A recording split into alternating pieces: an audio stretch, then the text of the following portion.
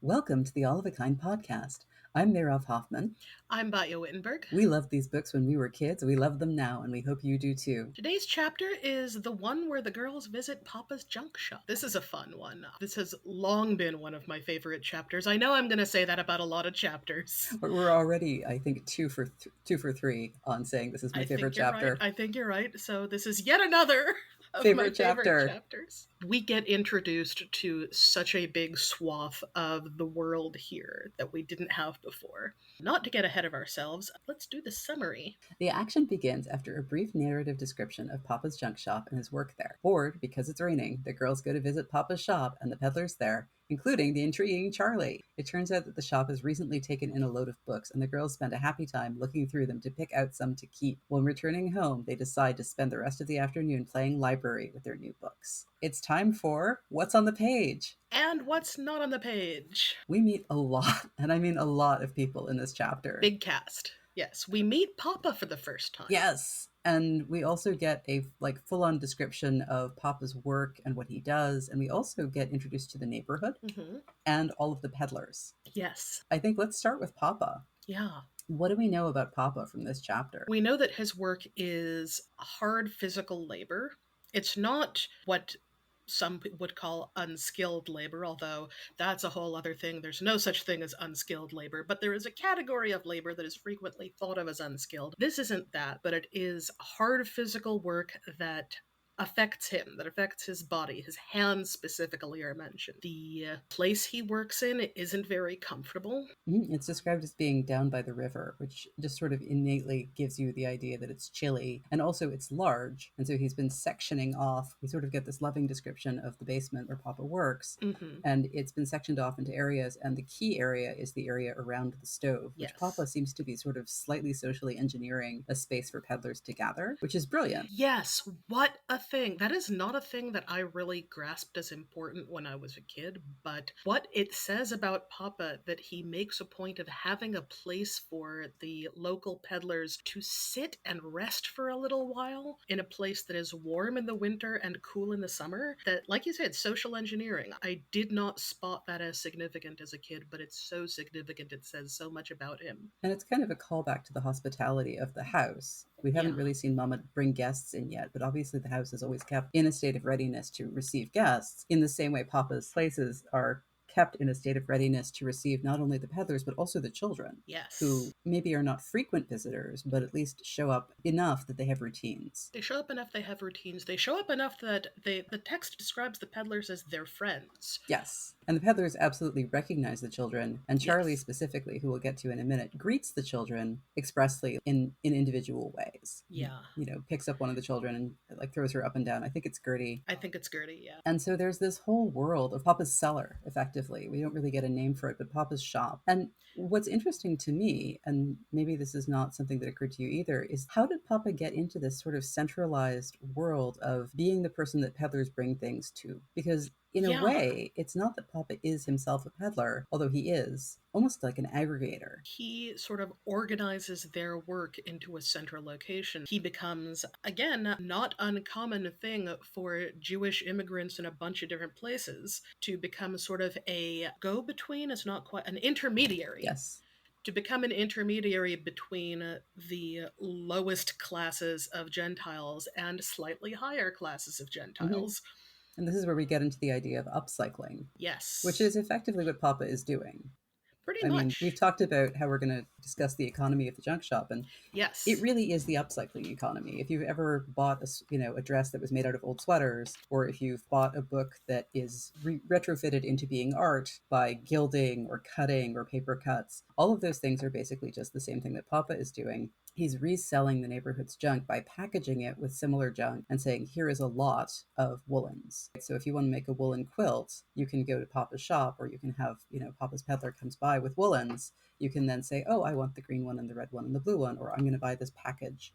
it's not dissimilar to doing the thing that's called buying fat quarters, which is a thing that quilters do, where you have like a little pack of attractively colored items and you say, oh, I want that one that's in the Halloween colors, and you buy it and make a Halloween quilt. So yeah, just taking in stuff that is junk when it comes in and is usable items when it goes out. Exactly. But it doesn't seem like he's doing something like, you mentioned books being turned into art. I have somewhere a purse made out of a book cover. I love that. It's a delightful little thing. It doesn't seem to me like Papa is doing anything like that, but he is cleaning, organizing, aggregating into lots. Yeah, I think the sorting is the primary work. Yeah, as described. We see him doing the sorting. And the social stuff. If you have the peddlers physically coming in, he is tending to their needs so that they stay loyal to him. Because they could absolutely go to some other aggregator and, I'm going to take my goods elsewhere. And Papa is providing a warm environment for them, a cool environment in the summer. And he's also just giving them a place to talk about their troubles. Yes. Which I think probably serves as a form of therapy. Here's a little bit of a group fetch where you can kind of come in and say, oh, my feet, oh, my back, oh, this lady wouldn't even buy for me and I stood in the rain for 2 hours. All of those things form their lives. And this is a place where they can talk about them. Papa is aggregating peddlers. And didn't think of this until you said it. One of the favored places for working men to go to just bitch about their lives for a little while to other sympathetic working men is a bar. You can't go and hang out at a bar unless you can pay for drinks. Are you familiar with the term third space or third place? No, tell me about it. Sociologically, again, I haven't made a formal study of this, so this is stuff I've gleaned from other people talking about it. But the idea is that people need to have a home space where they rest, usually eat, sleep, a workspace where they do their work, sometimes that's the same place and sometimes it isn't, and a third space in which they do none of those things, in which they can just relax. I've seen this recently talking about how, for a lot of people today, the internet forms a third space. Yeah, that makes perfect sense. Which I think is fascinating. And that's because, and this, back to the book, what's already, I think, happening in this early 20th century New York City is it is becoming harder to find third spaces that you don't have to pay to be in. Right, because we're dealing with overcrowding. And so Papa is providing that. I mean, I think especially spaces that you don't have to pay to be in and that won't tell you to move along if you are visibly a homeless person. Right, and because the third space is also their place of work, albeit not directly their place of work, but it is related. It's Papa's place of work, but it's not really the peddler's place of work exactly. When they're there, they're not working. Right. They come, they sell their stuff, and then they hang around because they're taking a break. This is their break room, effectively, their coffee space. Exactly. Yeah, and it's interesting because Papa provides this in a variety of ways. The main one is by providing a stove, which gives them a central meeting point.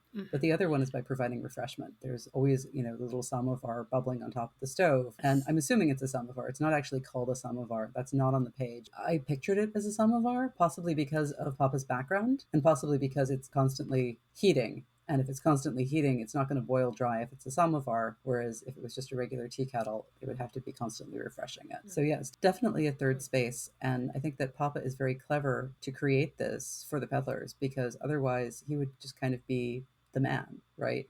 Kinda, yeah. He would be the overseer, and they might resent him. Whereas this humanizes him and gets him the loyalty and love of these peddlers, and particularly of Charlie, who is described as being Papa's best friend. Best friend and right-hand man, I think, is another phrase that's used. And the thing that fascinates me about Charlie being referred to as Papa's right-hand man is if you have a right-hand man, it means you're a guy in charge. And that says something about how either the peddlers or the girls, or both, see Papa as being in a position of authority, not just in the family, but in the larger city. I mean, Papa is, I think I said, the man, but he is a kind, gentle version of the man. And I think that that is really critical to his relationship with people who are effectively his workers, because this is similar to a sales organization. They're independent contractors. Papa does not pay them a salary. They are going out with goods. They are coming in with goods. I actually don't know whether Papa is paying them a salary. My suspicion is that they're making sales, and those are commission sales. They keep the profits of the sales. They bring Papa things that they acquire. So Papa's cut is in goods. Yeah, I don't get the impression that they're salaried. He pays them for what they bring him. Right, exactly. So there's a degree of Papa gets to keep the goods. They get money for the goods. and they take out goods to sell, and they probably get some kind of commission on what they sell. It's not really clear to me how goods leave the warehouse again. So whether the peddler is, hey, I have woolens, and do you have woolens to sell? Do you have, moth-eaten woolens that you want to get rid of? And I can give you these nice new packaged woolens.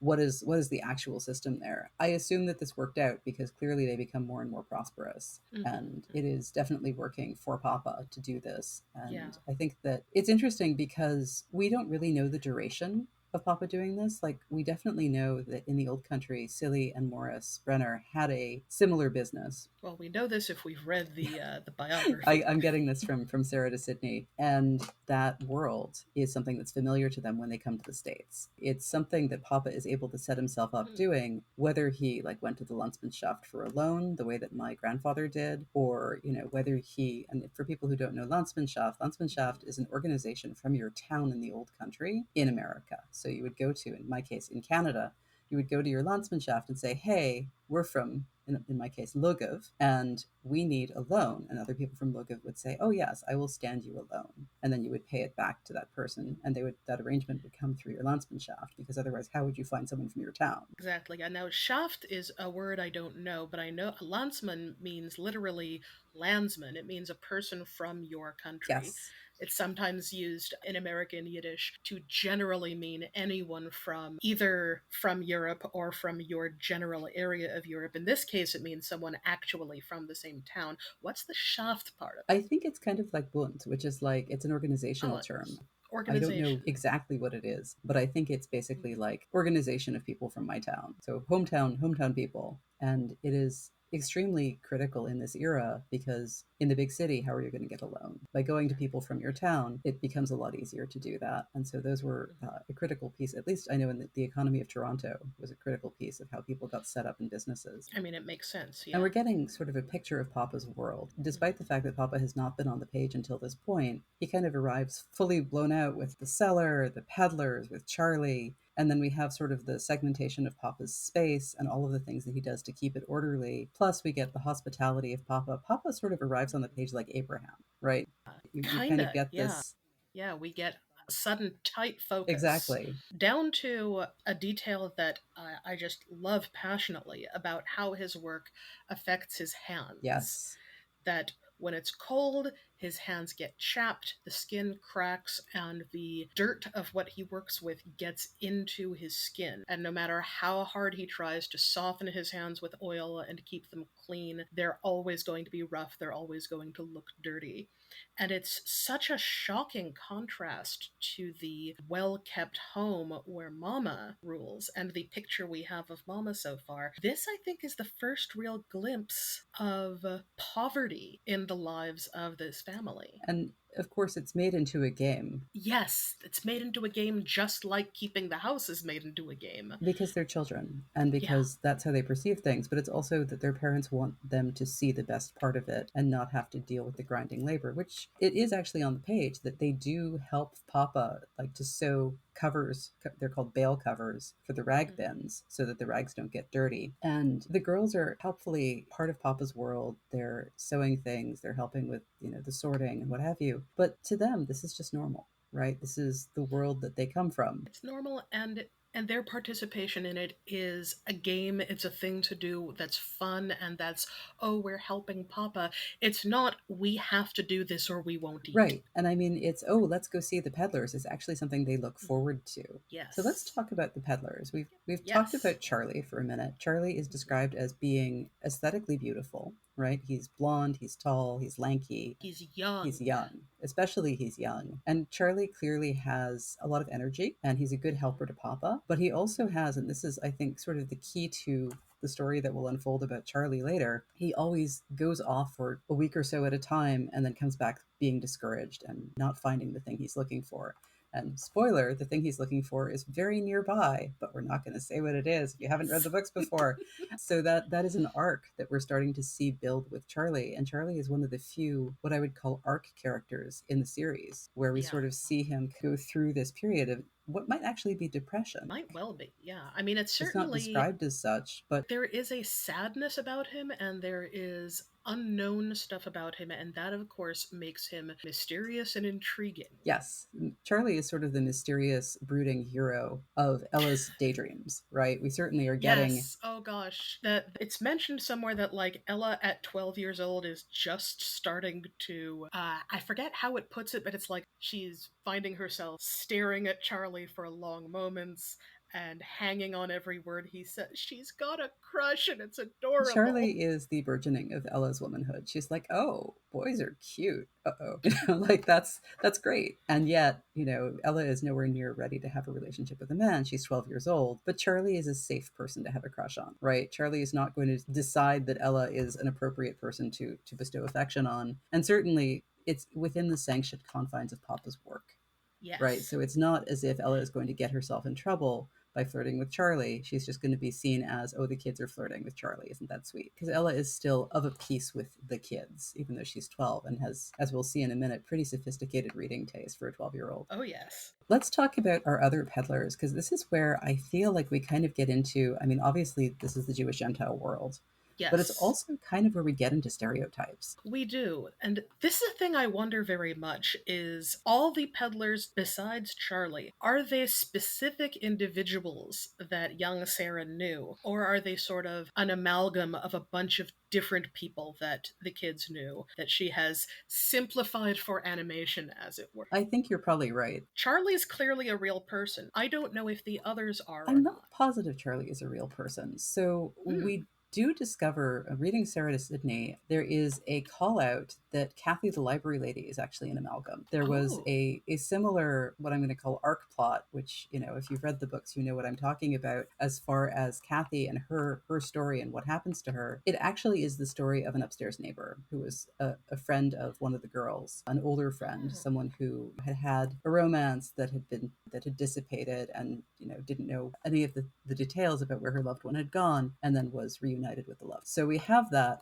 on the page as Kathy, which, spoiler. Also, we don't yet know that her name is Kathy. So we have this whole initial encounter with the library lady. That story was given to the character of the library lady, perhaps to tie things together a little bit more neatly. It actually happened to an upstairs neighbor. So I'm not positive that Charlie really existed either. And it's interesting to me because Charlie is called out as the best friend of Papa and is such a big character in book one. And yet I feel like he kind of evaporates from the series thereafter. Yes, after the culmination of his arc. Right. I think all we ever hear from him in future is like, I think maybe they visit once. Mm-hmm. Yeah. And there's a letter at one point. And I think that's it. Right. Which, still signifies that clear affection and still gives you that continuity of Papa still loves this person and this person still loves the family. But I think you're right in that these are almost certainly people that have been amalgamated together in order to give us this. This is the part of this that I find really awkward. It's uncomfortable. It's uncomfortable because there really are racial and ethnic stereotypes happening here. And we're given... And whether or not these individuals, these characters in the book are really individuals, they are described in the language of stereotype. Yes. I think we get it very clearly right at the beginning. One of the characters is called Polak. And Polak is a person from Poland, but not in a nice way. So that's basically already kind of a slur. I remember when I was little, Polak jokes were a thing. Yes. Because apparently, and my deepest apologies to people of Polish descent listening to this. Hi. I did not put together until much, much later in my life that, oh, wait, Polak actually means person from Poland, and it's saying that people from Poland are dumb. That's the whole of the joke. That's the joke. That's not nice. I too grew up with a similar thing. We had Newfoundlander jokes in Canada that were sort of a similar... I didn't know anybody from Newfoundland, so everyone told them, and I was like, oh, that's funny. I guess that's how it is. And of course, I eventually met people from Newfoundland and was like, well, this was very stupid of me. Now, it is also true that Polak is a surname. It is. And it's possible that it's his name. There are people in the world whose name is Polak, and that could be the case here, but we don't know. I honestly feel like it's left a little bit ambiguous. It's also possible, now that I think of it, that someone from Poland could have a name that Americans have difficulty pronouncing, and so he says, just call me Polak, I'll answer to it. Right, exactly. And he develops a nickname that way, and it's not necessarily meant by anybody to be denigrating, but nonetheless, the rest of his description is not real flattering, and it's not really, how to put it. Yeah, I mean, he's described as having a peasant body, which, I mean, I have a peasant body, so I embody this. Built to survive small famines. He's described as having a peasant's body. He's wide, he's got thick hands, he has these ragged, ill-fitting clothes. Clearly he's living in poverty. But moreover, he's described as being other. Yes. This is definitely an us versus them, not in a mean way. Just like, how do I distinguish this person from the other people sitting around the fire? Well, he's the one that looks like this. And I can't tell if that's adult Sydney reading back. I can't tell if that's Sydney's editor or whether that's literally just how Sydney saw this man. He was a big guy. He had big hands, right? This is who he is. And again, because we don't know if this is an amalgam, we don't really have a good picture of who this was. So she paints a very simple picture. For contrast, we have Joe. And I noticed that all of the peddlers have one name. Yep. Which is similar to the main characters, right? Everyone has one name. We never get a last name for the runner girls. And so we have Joe, he's the Italian. And again, stereotypically, he talks with his hands. They put his accent right on the page. Phonetically described accent, which was, to be fair, something everybody was doing at the time. Yeah, I mean, Mark Twain set a precedent. It was standard. It was not thought of as being insulting. No, they're just trying to get that sound of Joe's speaking. And I think we get that later when we see Guido as well. Yeah, Guido somewhat differently, I think, because we get a lot more dialogue from Guido and having all of it in this it's a me, Mario kind of accent. Oh God, no. It really is like that. I tried, for my sins, saying out loud bits of Joe's dialogue that we get, and it's not actually, even the people with Italian accents who do insert extra syllables that sound like an A, that's not where they would go. I mean, as a Canadian who inserts A in all kinds of places, I have empathy for that. But yes.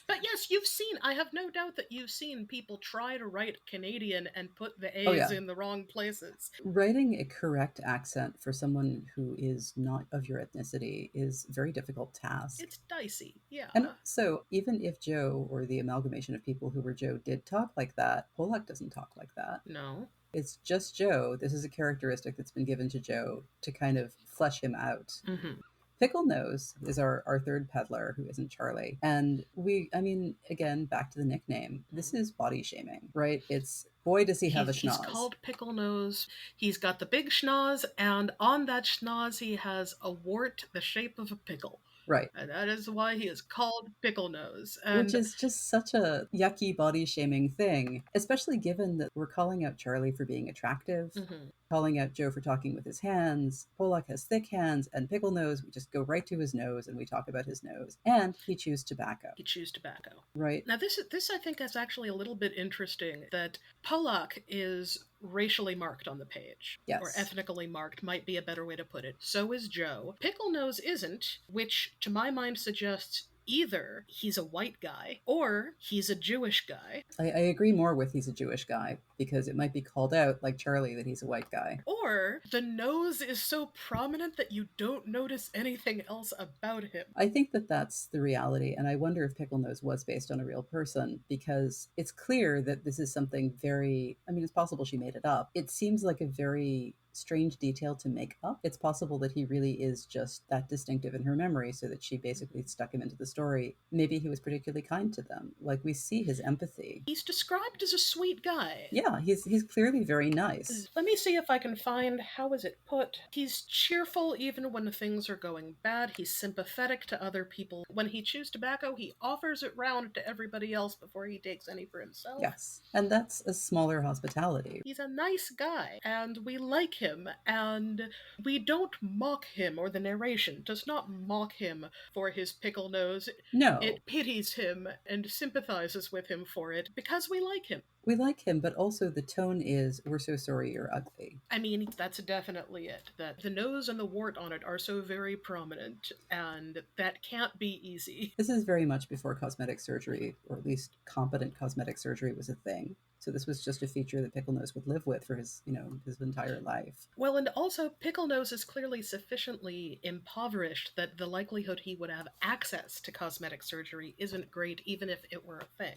Right. And that's, I think, the painting of these people who are in the cellar with Papa is most of these people are here because they really have nowhere else to go. Yeah. This is a profession they can do with limited English. And it's clear that they are living in rather more dire poverty. We have this whole thing where Joe is trying to fix his shoes because the soles have worn through. Well, I think that's Pickle Nose. Oh no, it is Pickle Nose. You're right. Joe is having a bad day. Pickle Nose, meanwhile, is being proactive. He says to Papa, "Can I get some cardboard?" He goes and cuts out cardboard soles for the interior of his shoes, and he tucks them in. He's basically making insoles for his shoes. Presumably his feet hurt, right? This man is walking around all day. It's been raining, and you know how uncomfortable it is to walk around. His shoes are full of holes. His socks are wet. Right, if he has socks. When he puts the cardboard soles in his shoes, he says, well, that'll have to do till I get me some more money. So this is clearly like a down period for him. He needs the support of these other peddlers, and Papa is providing and this. Of Papa. And it's significant, I think, that like that cardboard is Papa's stock in trade. He'd be selling that. And he doesn't so much as hesitate before saying, yeah, look in the paper room, take whatever you like from there. Right. Rather than, you can have that for a couple of pennies. Right. Papa is making sure that his peddlers stay in good shape. Yes. And both emotionally and physically. I think that calling out both the physical support of, hey, here's a resource that you would otherwise have to pay for, and also just this camaraderie, the trust, exactly. So they're creating this band of people. I almost said band of brothers, but we don't know what the assumed gender of these people was, where they all kind of come to each other and look for comfort. And I'm sure that there were more than 4 of them. No doubt. I'm sure that there were probably maybe dozens. We don't know how big Papa's operation was. There was very likely a rotating cast, people who came for a while and then either moved on or, didn't live. Exactly. So now we have Charlie, who's sort of our last call out. Charlie is... He is different from the others. Right there on the page, this is not a thing that the reader is left to conclude. Right there on the page, the girls perceive in their youth, in their inexperience, they nonetheless perceive there's a difference between Charlie and the others, and they don't have the vocabulary to express it in terms of race or class. They do talk about it a little in terms of class, in that it's mentioned that Charlie might have come from money, and they at least understand what that means. That Charlie has background and privilege. Yes. That is not innate but has been given to him, and because of that he behaves differently, he presents differently, and he isn't sunk as low as these other peddlers, possibly because he has money coming in from the side, possibly because this is something he doesn't have to do. I always think of the Pulp song Common People, where you have the rich heiress who's slumming it and everyone around her kind of resents her for doing it because they know that she could call her father and it could all be over and she could just go home. Yeah, it does not seem though that Charlie is resented for not being the same kind as them. They like him? No, because Charlie works hard. Yes. He's a hard worker, and he seems to be a cooperative worker as well. So they don't say, oh, here's this rich guy who doesn't need the work and he's taking work away from us. They seem to treat him as one of them. The fact of Charlie's whiteness, and I mean, I would assume white Anglo-Saxon Protestantism in the case of Charlie, because we don't actually know. I think that's fair to assume, given everything else we get. Charlie is the only person in this room who is actually white at current standards in the time. Jews are not white. Italians are not white. Jews are not white at this point. We don't know about Pickle Nose, right? But if Pickle Nose is white, he is disqualified from a lot of the basic acceptance of whiteness by virtue of being poor and ugly. I mean, the ugly probably plays into it too, but really it's about the poverty, but it might be that is a cycle that created itself because he was unattractive. Might be. But he does seem to be intensely kind. So I can only hope that we, at some point in future chapter that I have not encountered, find Pickle Nose a bride. I feel like that happens, but maybe that was just a fantasy I had as a child, that everyone was happy. Honestly, though, if it was, it's a good one. Yeah, I like that. So let's talk about the girls and their interaction with, first, the neighborhood, right? We see this initial description. We don't get this when they walk out. And I know from reading Sarah to Sydney that there was a fight that was had about the opening chapter. The editor wanted to go right into, in media res, let's just do what's going on and get on with the action. And Taylor was like, no, I need to introduce the neighborhood. The neighborhood is a character. And they had a fight about it. And the editor won. The opening of the books that we have today is the editor's version of the opening, which we love, and was a good choice editorially. I suspect that some of that introduction of the neighborhood got scraped into this chapter, because we suddenly are introduced to the neighborhood a second time. Yes. Right? Like we've seen it running past to go to the library. And now it's like, hey, by the way, there are slate sidewalks here. There are cobblestones. And like there's this very interesting sort of piquant, like there is no creek to play in. And I was like, well, where does the creek idea come from? Is this like something Mama or Papa had in Poland? Is this something that Sydney is projecting backwards from like watching her daughter play in a creek where they live when she's raising Joe? I don't know. Yeah. Yeah, what are we contrasting this with when we say there's no grass, there's no There are flowers? no trees. Although, what I'm going to point out is the opening line of the chapter, and I understand why an editor might not want to start a book like this. The opening line is, "The East Side was not pretty." Right. Which is a great line. And, like, that is the opening line of a book to me, as an adult, is intriguing. Like, oh, we are entering a space that we don't necessarily like, or that if we do like, we are very aware of its flaws. We're meeting its flaws first. As a little kid, I might have seen that and been put off. Right. As a parent bringing a book to a little kid, I might see that and be put off. Like, why am I reading my kid, or giving my kid to read a book that starts with something that's the first thing we see is it's not pretty? Right. And I mean, if this was Taylor's original, and we wouldn't know until we saw her papers, like if this was her original introduction to the books, I can absolutely see why the editor would have been like, let's save this for later. Exactly.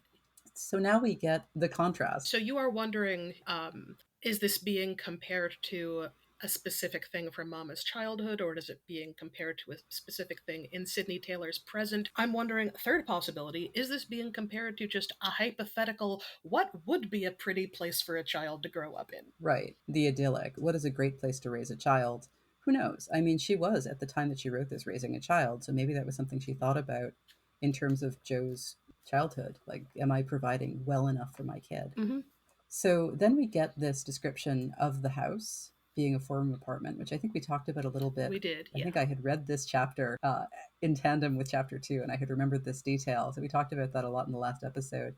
And then by contrast, we get this dangerous staircase going down to the smelly basement. And then we encounter this little segment of the basement that is this little around the stove gathering. This little haven. But then the rest of it is this vast space, which Papa has organized into segments, which is sort of, I think, giving us, before Papa's even really on the page, the orderly tidiness of this man who is sorting his rags. And there might be Jewish connotation to sorting the rags. I was thinking about this in terms of shatnez, which is the idea that you should separate linen from wool. If the clientele that he's selling to is predominantly ethnic and some section of it is Jewish, he's going to need to know. You're not going to want to mix in your linens and your wools. Yeah. So he needs to do that. But also, like, people want to buy same fabric together, because if you're going to make a rag something, then you're going to want to make it all of one fabric so that you know how to launder it, or not launder it in the case of wool. Just quick side explanation for anyone who isn't already really familiar with the concept of shatnez. It's about not having wool and linen in the same item of clothing, whether it's woven together or a wool thing with a linen lining or vice versa. So yeah, Papa might well be doing that. That's not actually mentioned. It's not on the page. But maybe he's doing it. But in this chapter, for the first time, we actually do get Judaism on the page, and it comes very suddenly. We do. Like, we just get this very quick, hey, you know, you're going to have to do this when the Day of Atonement comes. And what it is we're talking about, what are we going to do today? And they're like, oh, why don't we go over to Henny's friend's house? Which is interesting, is the idea of like collective friendship with one person's friend. All right, she has a house that we can go to and it's raining. So Henny, go lean on your friend so we can go hang out there. And Henny says, no, we're bad at each other. Right. And so what is the big argument? Fanny called Henny a tattletale. So the question to my mind is, what did Henny do? Right? Like, what did Henny do to get them in trouble? And why did Fanny tattletale on Henny for doing whatever it was Henny did? But fascinatingly, this is just kind of left to the side. Like, they're clearly friends and frenemies all the time. They can't go to Fanny's house. It's off the table. But Ella brings up that she's going to have to make up with Fanny at Yom Kippur. And this is the first indication we've had. We've talked about like places it would have been clumsy to introduce Judaism. Suddenly Judaism is on the page because it's just there. It comes out of someone's mouth and it gets preserved on the page, and suddenly these kids are Jewish. You'll have to make up with her when Yom Kippur, parentheses, Day of Atonement comes. You know, everyone must forgive each other on that day. And Henny says, oh, it's a long ways off to Yom Kippur. What I want to know is, what are we going to do today? Right. And It's just there and gone. The narration doesn't go into any detail about what the deal with Yom Kippur is. It's just there, as if everyone knows what Yom Kippur is. And I can't imagine that everybody in the audience did know what Yom Kippur was. And for people who are listening who don't know about Yom Kippur is one of two big, what we call high holy days in the year. This one takes place right after Rosh Hashanah, which is the official New Year. We have a couple of New Years in our calendar, but it's the official New Year.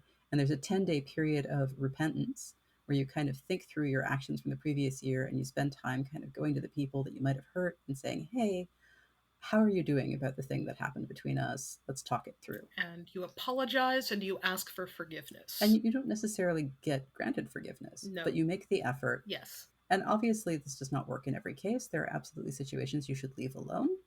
But there absolutely are also situations where a little talking can mend a lot of hurt. So this is what Henny and Ella have as background context for this on-again, off-again friendship between Fanny and Henny. And it's just part of their lives. And I also do want to point out that the high holidays are in early to mid-fall. And in the last chapter, it was November. Yes. So it is nearly a year, probably, until Yom Kippur. When Henny says that's forever away, for a kid, that is forever away. Yeah, I feel like we're in the early rainy part of winter in this chapter. So now we have kind of an order of the day where the kids are going to do the things that they're going to do before they can actually leave. It's Charlotte who says, let's go visit Papa and the peddlers. And then they have to do their chores. And then they have to practice the piano, which we have alluded to in the previous chapter by the presence of the piano and the idea of lessons. Here we actually see the girls doing the thing and actually playing the piano.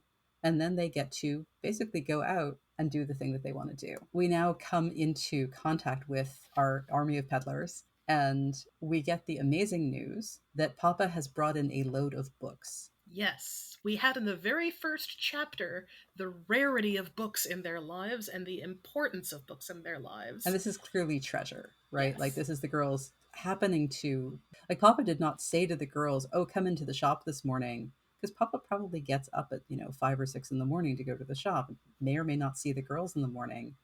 That's supposition on my part, but they may not have known that books were going to come in. Someone brought these in from, it said a rich man is getting rid of some of the things in his collection, and there are some children's books among them. So the girls were like, yes, let's go see the books. And Papa, gives them this very tantalizing promise of being able to keep some of the books, not just to look at and to touch, but to keep and have for their own. And once again, he finishes that introduction by saying that he expects to sell off all the rest of them today. This is taking away from his shop's profits. Yes, definitely. That he's going to give some of these books that are briefly his to his kids to keep. But he is investing in his family. Rather than sell them with the others to make more money, also for the kids. He says, no, the books are important. The kids having books is important. I don't know what he would have done if they hadn't come in that day, because the books came in that morning. He would have sold them off the same day. There's no phone. I mean, it's possible. He's not going to call home and say, Mama, send the kids. No, I mean, he could have sent one of the peddlers, right? I mean, we could have had that set up. He could have picked some out himself, but this is serendipitous. This is serendipitous, and it's presented as an adventure. Yes. And I think that that's what's great about it, is Papa's investment in his family, and then suddenly there's this adventure of now we're going to go see the treasure. So we get the girls running over to the paper section because they know the lay of this land very clearly. Mm-hmm. Like they spend a lot of time at Papa's place. So they're going to go over there, and we now get real descriptions of the girls interacting with the books. It's so great. I love this bit. And what's funny is Henny, who's really very passionate about everything, is not all that into it, because what she's choosing to do when the books are there is she's choosing to throw them back and forth with Charlie like a ball, right? She's picking up a book and throwing it to Charlie and then continuing this action. She's flirting with Charlie. A little bit, probably. I mean, maybe not consciously, but like she wants his attention. She wants his attention, and what she is choosing to do is what a boy would do. Remember we talked before about how Henny likes doing things that are generally the purview of boys? Yes. Tossing stuff like a ball. Tossing a ball with an older man is a boy thing to do. It's a boy thing mostly. To do. And Henny doesn't care about that. It's just, this is what's fun. No, she's really just like, Sarah and Ella will pick out the books, and whatever they pick, I will like. She says that straight out. You're good pickers. I'll be satisfied with whatever you get. She trusts her sisters that she's going to get good books out of that. The only real conflict we get is we get Ella discovering a set of Dickens. And what really like cracks me up about this chapter is Ella looks at the Dickens and goes, oh, there's some I haven't read or even heard of. And she picks out two that are basically like collections of effectively short stories and like scribblings of Dickens. I mean, maybe it's just that she's heard of all of the other titles, but that indicates that Ella has like more than a borderline familiarity with Dickens, because I can't even necessarily rattle off all the titles of Dickens in my 40s. I absolutely could not. And if I were to try to rattle off all the Dickens titles I knew, Sketches by Boz would not come into it, No. except it would right now because I've just read this chapter. And I mean, Sketches by Boz, Boz was Dickens' nickname, which I happen to know from, I don't even know where. But effectively, these are almost like chapbooks that have been included with this box set of all of the available Dickens at the time. And I think at this point, Dickens is deceased. So this is probably a complete set of Dickens. And the amazing, discovery of like, wow, all of Dickens right here, and there's stuff, there's extra material, bonus content, right? Bonus content. And Sarah's piping up and saying, but I can't read that yet, right? They look like grown-up books, she says. Sarah is 8. Sarah is not going to be digging into the Dickens anytime soon. She's going to want to later, and she's clear on that. She's like, but for now, I would like books of my own. Because this is an amazing thing. But like you see Ella like coming out with the box set, and everyone's like, oh, Ella's going to get all the books, and we're not going to get any, and we're going to have to grow into these books. Oh, Charlotte has already found her book of fairy tales, so she's happy. Yes. Gertie can't read yet, so she's happy with it. She finds a magazine with pictures in it. Yeah, and she's just flipping through. Like, as at the library, Gertie is just kind of like, let me absorb media into my brain. And she's not going to take that magazine home. But then the miracle happens. Yes. They find a book called The Dolls That You Love. And it is described as having dolls, 5 dressable dolls. I went and looked this up, and this is going to be our deep dive today, with costume. It's paper dolls. It's paper dolls, and the girls go nuts. Here is a game, a toy, and a book all in one. Yeah. This is the most amazing thing ever. They must have this book. They might have dreamed about such a book, but they had not known that one like it even existed. They've never heard of books of paper dolls. Yes. That's not a thing. And I mean, these are not in their world. This belonged to probably a rich family. We get that on the page. And here they are discovering it. And they're like, oh, wow, like we have found the thing that we want to take home. Papa, can we have this? So Papa very magnanimously like sees everyone kind of holding their own book and being like, yes, I found my thing. And he says, just take them all. Take all the books. Like he can't part the children from their treasure. And he doesn't watch the process of the kids picking out the books. Charlie is supervising that. And yet Papa immediately recognizes the love of reading and learning and playing the children are describing. Of course. Like we want these books. Papa is not going to take them away. So he's like, yeah, just take them all. And they say, really? We can keep them? We don't have to bring them back? Yes, you can keep them. You don't have to bring them back. Yeah, for real, they get to keep them. And immediately, what I think is fascinating is not just like, yes, we have books. It's, oh my God, we have a library. Yes. Right? Like this is the beginning of our library and we're going to go home and play library. And then they start squabbling about who will be the library lady.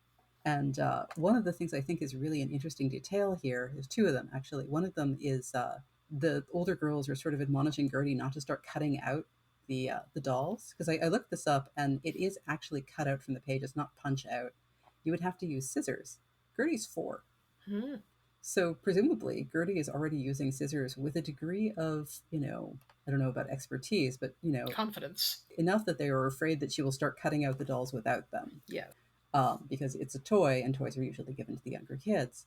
And then the second thing is when they're fighting about who will play the library lady, is they say, oh, we can borrow Mama's skirt that's just like Miss Allen's, the old black skirt that swishes around the floor. So our mystery from the previous chapter about what's Miss Allen wearing under the desk is solved. It's a swishy skirt that brushes the floor. We have the length of Miss Allen's skirt solved. Yes, solved. Mystery solved. There is a wonderful little detail, by the way, in when they're talking about playing library that I noticed on this reread that I had not been aware of before.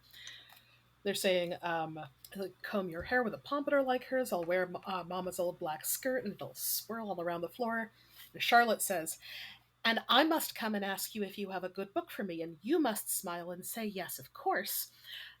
The use of you must and I must was habitual of that period's pretend games. Mm-hmm.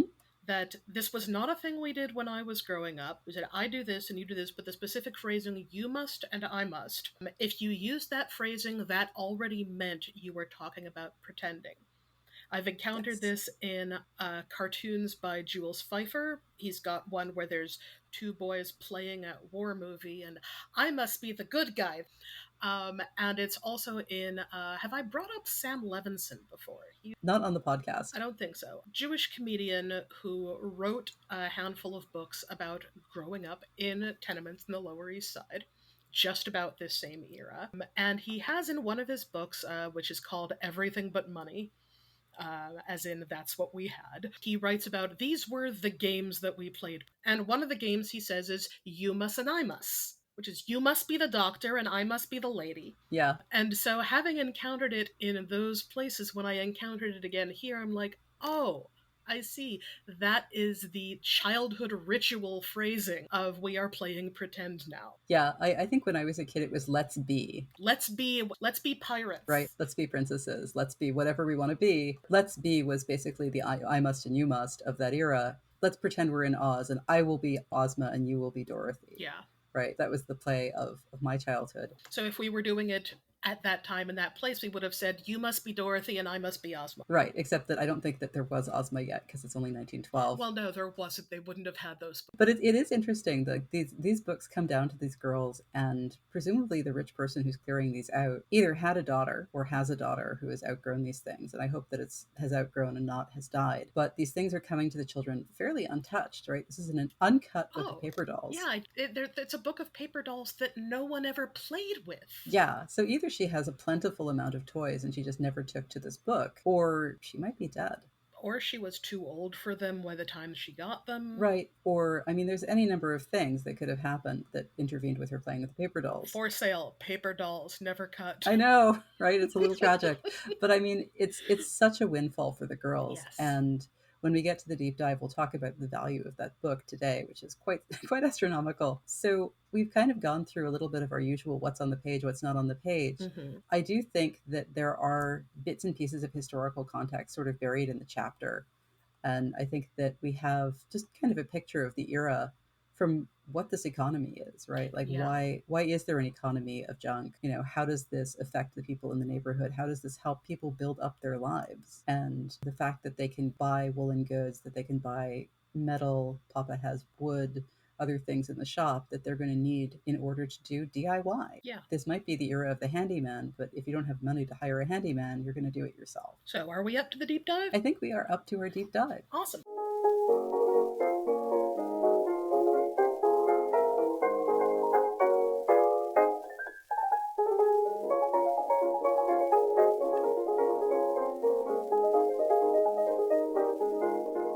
So today's deep dive is paper dolls. We're going to talk a little bit about The Dolls That You Love, which is the book that the girls actually encountered in the chapter. And it's by a person called Louise Richmond Stebbins Henderson. That's kind of a mouthful. That's a lot of name. It's a lot of name. She actually wrote under L.R.S. Henderson, and she wrote a bunch of books about aviation, probably because it was a hot topic in the time that she was writing. She wrote a book called The Flight Brothers and another one called The Magic Aeroplane. Oh, that's amazing. And you can find copies of her books online looking up Henderson, L.R.S. Henderson, or Loulie, L-O-U-L-I-E, Richmond Stebbins Henderson. And I'm going to put that in the show notes. But what was really interesting to me is that there were a huge number of the dolls that you love available on the internet. I did a little research to sort of figure out, it's described as 5 dressable children plus a nurse. So you have 6 dolls, which nicely parallels. Nurse in this case being like nursemaid. Nursemaid, exactly. Takes care of the kids. Like a governess. And so we have dresses for an adult woman, which I think a lot of the girls in our chapter are going to be really interested in because they're on the verge of womanhood and they're certainly studying women's fashion in and around the neighborhood. They're certainly looking at what Mama is wearing, at what Miss Allen is wearing, and certainly the neighbors. And then beyond that, there are 5 children, just like there are 5 children in our story. Some of them are boys, but they get a variety of costumes for the book. And the book has a huge number of things to look at and cut out. So I discovered in looking at this that you can buy a cut up copy. Sometimes people will say, hat is missing. There was one that said watercolor replacement hat included, where somebody had clearly created a paper doll to replace a piece of the paper dolls that was missing. And they had watercolored by hand, presumably, a hat to replace. And I certainly feel this because I was a major paper doll fan when I was a kid. That's so And I would be remiss if I didn't mention Tom Tierney paper dolls. Yes, we were not huge paper doll collectors, but my little sister and I had, what was the title of it? Great Empresses and Queens, Paper Dolls in Full Color by Tom Tierney. We had those particularly, loved them. They were gorgeous. And of course, because we were who we were as people, we colored on some of the paper doll clothes to change them to our tastes. This dress is just white. What's the point of that? It's not even a wedding dress. We're going to make that more colorful. Excellent. So we could not have resold those. I have no idea what became of them. Very likely they just got junked in one of our moves when we were too old for them. I had quite a lot of paper dolls growing up. A lot of them were inherited. I think some of them may have belonged to aunts or cousins, and some of them were already cut out and came with dolls. And I would sit and sort of match up, like, okay, here's a bag of paper dolls that came in, like be like a little Ziploc bag of paper dolls. And I would sit and try to figure out, okay, this body goes with this clothing, and then sort of know in my brain, like categorize, whose clothes were whose. And then I would usually name the paper dolls, so I could distinguish them. So that I was playing with, for example, Orit, who was on our last episode.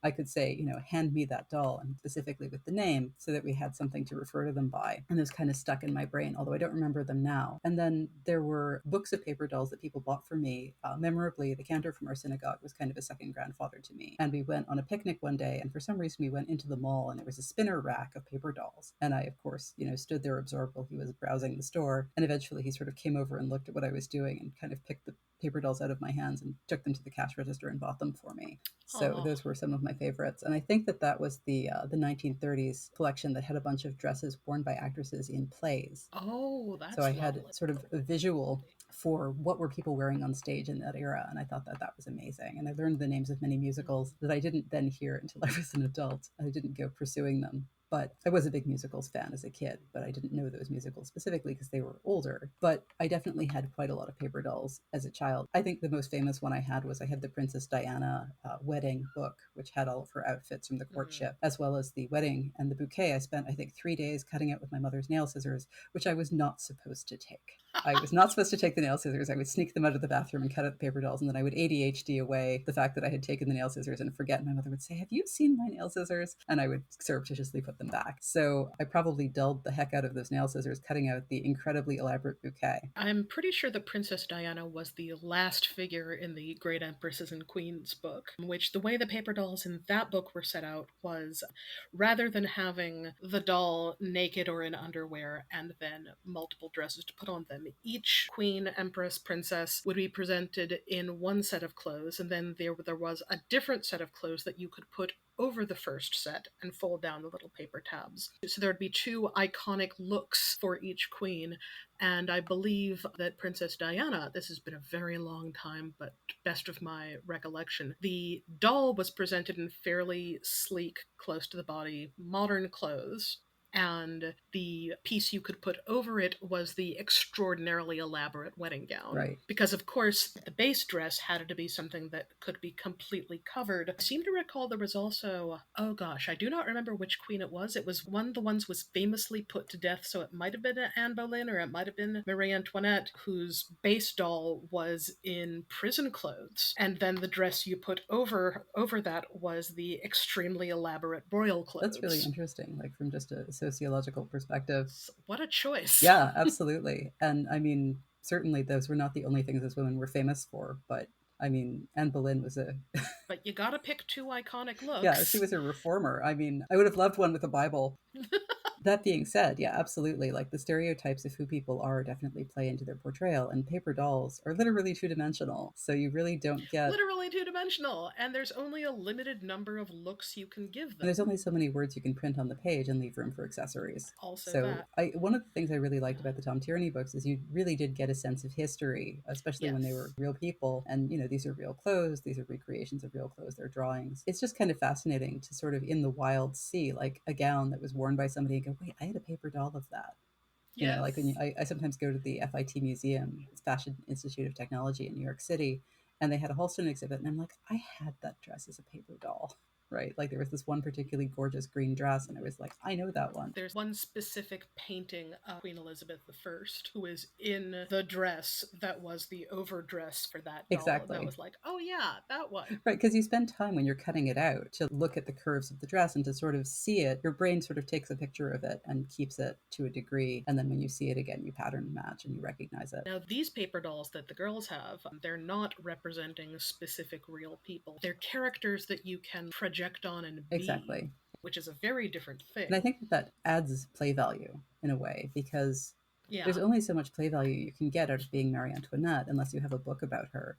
But if you're a loving family, which is what these dolls are meant to, to be, is they're loving siblings being watched over by their nurse, which presumably there is a happy pair of parents somewhere in the background, one hopes. But these are wealthy children. So the girls are sort of playing up socially. That's true. Yeah. Because as they play, they're depicting wealth and privilege, but like a comfortable level of wealth and privilege where you don't have to think about it. And so by allowing the children to have this, Papa is giving them aspiration, whether he knows it or not, that Mama would approve of, right? Because there's that sort of gently social climbing thing that we see Celie doing with the front room, with the reality of the pristinely kept dresses and all of the other things we've pointed out in prior episodes. Yeah. I think that nicely wraps it up. I think that we covered most of everything we were going to talk about. Thanks so much for joining us this time. I'm Batya Wittenberg. And I'm Merav Hoffman. And we're really glad you're here. Tune in next time when you'll hear Charlotte say, Mrs. Bloomberg, could we buy a quarter of a cent's worth of candy? Our opening theme music is the public domain Dill Pickle Rag, performed here by Arthur Pryor's band,